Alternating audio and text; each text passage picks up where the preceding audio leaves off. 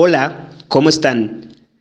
Creemos que este tema será de su interés. Por esta razón, Laura Daniela Beltrán, Jessica Tatiana Barrera,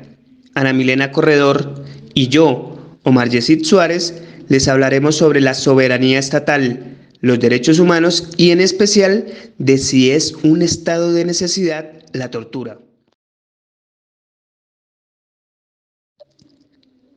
Queremos hacer un análisis en cuanto a las políticas gubernamentales del gobierno de George W. Bush y su aplicación de estas en la cárcel de Guantánamo. A propósito de la conmemoración, queremos recordar que a partir del fatídico 11 de septiembre, los Estados Unidos, en su afán de declarar la guerra al terrorismo, valiéndose del derecho nacional e internacional, prolonga sus objetivos militares en la cárcel de Guantánamo. A hoy encontramos que el mundo ha cambiado, se ha internacionalizado, pero nos ha dejado dudas sobre la aplicación de las políticas y sobre todo las viejas estructuras del tipo penal. ¿Son acordes a lo que la sociedad está necesitando? Sobre todo, ¿podemos determinar si tienen aceptación?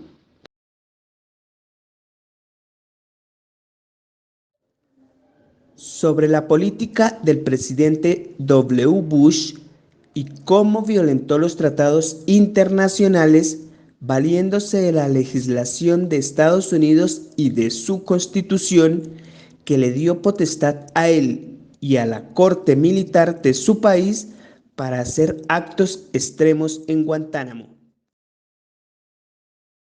Escasos visitantes de Guantánamo, tenemos prohibido filmar vistas aéreas de la base, de sus radares e incluso del personal militar que cruza en el ferry desde el aeropuerto al otro lado de la bahía, donde se encuentra la cárcel sin derechos para prisioneros de la llamada guerra contra el terrorismo.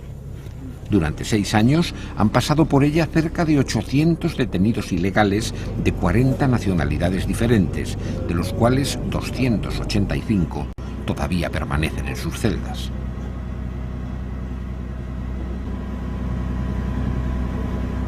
La visita a Guantánamo comienza en las instalaciones ya en desuso de lo que fue el primer centro de prisioneros, cuyas viejas jaulas de hombres se encuentran semiocultas por la maleza al pie de unas desvencijadas torretas de vigilancia. Los primeros prisioneros que llegaron a Guantánamo fueron traídos aquí, al denominado campo de rayos X, en unas condiciones extremadamente precarias. 6 años después, con unas instalaciones completamente modernizadas y renovadas, la prisión de Guantánamo continúa siendo un agujero negro en el sistema jurídico internacional, un lugar donde se ignoran y atropellan sistemáticamente los derechos más elementales, un lugar cuyo cierre han reclamado insistente e inútilmente desde las Naciones Unidas al Parlamento Europeo, pasando por prácticamente todas las organizaciones humanitarias internacionales.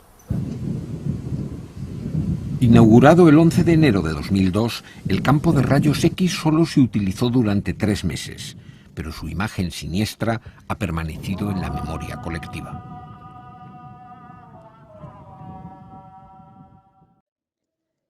Es importante resaltar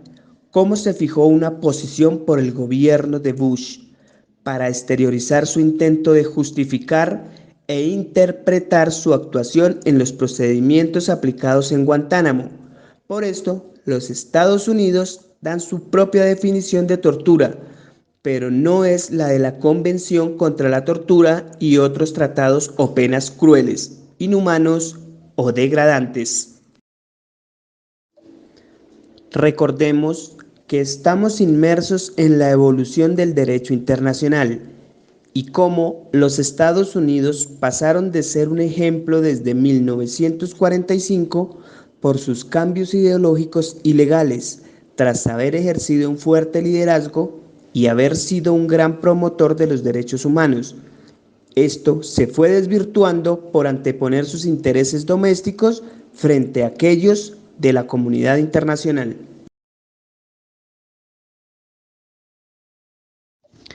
Se puede inferir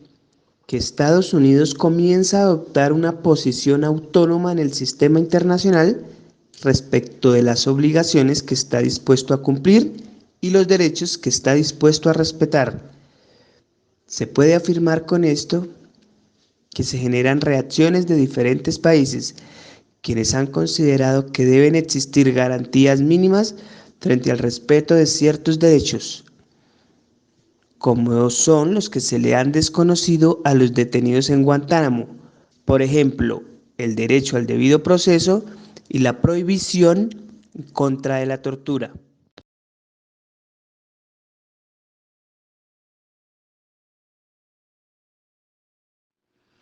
En la Convención contra la Tortura y otros tratos o penas crueles, inhumanos o degradantes, entrada en vigor el 26 de junio de 1987, en la parte 1, artículo primero, se define la tortura como todo acto por el cual se inflinja intencionalmente a una persona dolores o sufrimientos graves, ya sean físicos o mentales, con el fin de obtener de ella o de un tercero información o una confesión, de castigarla por un acto que haya cometido o se sospeche que ha cometido, o de intimidar o coaccionar a esa persona o a otras, o por cualquier razón basada en cualquier tipo de discriminación, cuando dichos dolores o sufrimientos sean infligidos por un funcionario público o por otra persona en el ejercicio de sus funciones públicas, a instigación suya o con su consentimiento o a aquiescencia. No se considerarán tortura los dolores o sufrimientos que sean consecuencia únicamente de sanciones legítimas o que sean inherentes o incidentales a estas. Los Estados partes de la Convención contra la Tortura y otros tratos o penas crueles, inhumanos o degradantes consideran que, de conformidad con los principios proclamados en la Carta de las Naciones Unidas, el reconocimiento de los derechos iguales e inalienables de todos los miembros de la familia humana es la base de la libertad, la justicia y la paz en el mundo. A su vez, considerando la obligación que incumbe a los Estados en promover el respeto universal y la observancia de los derechos humanos y las libertades fundamentales. El gobierno de Estados Unidos entiende que para que se constituya tortura acorde al artículo primero de la Convención contra la Tortura y otros tratos o penas crueles, el acto debe estar dirigido específicamente a causar un severo dolor o sufrimiento físico o mental, causado por o como resultado del acto intencional o amenaza de infligir dolor o sufrimiento físico. Estados Unidos entiende que la definición de tortura del artículo primero de la presente convención está dirigido únicamente hacia aquellas personas que se encuentran bajo la custodia o control físico del sujeto activo. El gobierno de Estados Unidos entiende que el derecho internacional no prohíbe la pena de muerte y no considera que la Convención contra la Tortura y otros tratos o penas crueles restrinja o prohíba a Estados Unidos de aplicar la pena de muerte. El cumplimiento por parte del gobierno de Estados Unidos sobre la Convención contra la Tortura y otros tratos crueles está supeditado a una serie de reservas que el gobierno ha implementado, por lo que es posible afirmar que, si bien ratificó esta convención, no está comprometido a su cabal cumplimiento, ya que prima su normatividad interna para proteger sus intereses y seguridad nacional por encima de cualquier disposición. Ante todas las reservas que Estados Unidos ha hecho a la presente convención, diferentes organismos internacionales como Amnistía Internacional se han manifestado en pro de un cabal cumplimiento de la misma, ya que al ser la prohibición de la tortura una norma de derecho internacional con carácter de ius cogens, no permite excepciones o alteraciones. De lo anterior, varios expertos se han manifestado arguyendo que memorandos como estos revelan un poder ilimitado del Ejecutivo, o que simplemente es erróneo que el presidente actúe sin importarle la legitimidad de sus acciones, incluyendo el creer poder estar por encima de las convenciones de Ginebra. Estado de necesidad se entiende como la situación en que se encuentra un Estado que no tiene absolutamente más medio de preservar un interés esencial, amenazado por un peligro grave e inminente, que el de adoptar un comportamiento que no está de conformidad con lo que de él exige una obligación internacional para otro Estado. Específicamente, la necesidad de que se habla es una necesidad de Estado. El peligro que se invoca está constituido por un peligro grave para la esencia del Estado mismo, para supervivencia política o económica, para el mantenimiento de las posibilidades de funcionamiento de sus servicios esenciales, para la conservación de la paz interior, para la supervivencia de una parte de su territorio. En relación al estado de necesidad, el gobierno estadounidense no solamente ha usado las interpretaciones unilaterales que hace de los tratados y convenios internacionales para no dar fiel cumplimiento al derecho internacional, sino que igualmente se ha demostrado capaz de no dar fiel cumplimiento a las propias disposiciones de su Corte Suprema,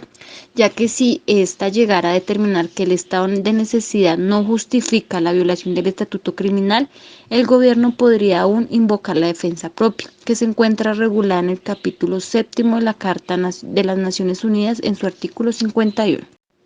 Según este artículo, en caso de que Estados Unidos quisiera invocar este derecho, podría hacerlo siempre y cuando comunique inmediatamente el Consejo de Seguridad de la ONU y no afecte su idea necesaria para restablecer la paz y la seguridad de la comunidad internacional.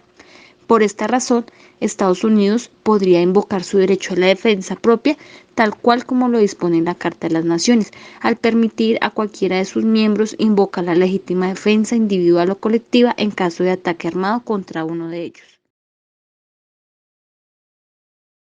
La Declaración Universal de los Derechos Humanos establece en su artículo 5 que nadie será sometido a torturas ni a penas o tratos crueles, inhumanos o degradantes. La normatividad aplicable internacionalmente o la normatividad nacional en la que Estados Unidos se ha fundamentado para sustentar actuaciones deben mencionarse las convenciones de Ginebra de 1949, ratificadas por el gobierno estadounidense el 2 de agosto de 1955, que están dirigidas a proteger los derechos humanos en tiempos de guerra. En estas convenciones existen diferentes convenios. El convenio 1 se refiere a los tratamientos de los heridos y los enfermos. El convenio 2 se refiere al tratamiento de los enfermos y heridos en el mar. Y el convenio 3 regula los tratamientos de los prisioneros de guerra. El Pacto Internacional de Derechos Civiles y Políticos entra en vigor el 23 de marzo de 1976. En su artículo 1 hace referencia al término tortura, que es todo acto por el cual se inflija intencionalmente a una persona dolores o sufrimientos graves, ya sean físicos o mentales, con el fin de obtener información o una confesión, de castigarla por un acto que haya cometido o que se sospeche que hubiese cometido, o de intimidar o coaccionar a una persona, o por cualquier razón basada en cualquier tipo de discriminación.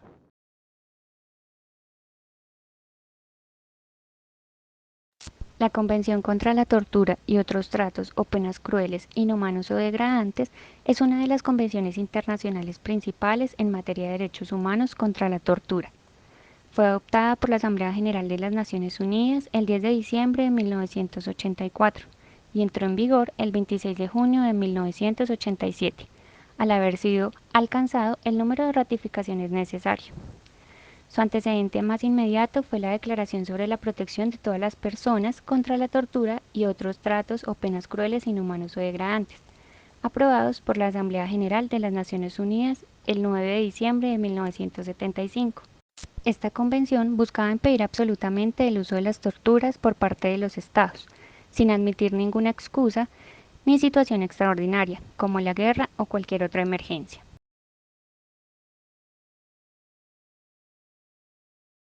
La Convención Interamericana para Prevenir y Sancionar Torturas, suscrita en Cartagena de Indias el 9 de diciembre de 1985, menciona que la tortura es todo acto realizado intencionalmente por el cual se inflijan a una persona penas o sufrimientos físicos o mentales, como fines de investigación criminal, como medio intimidatorio, como castigo personal, como medida preventiva, como pena o cualquier otro fin. Se entenderá también como tortura la disminución de su capacidad física o mental, aunque no causen dolor físico o angustia psíquica.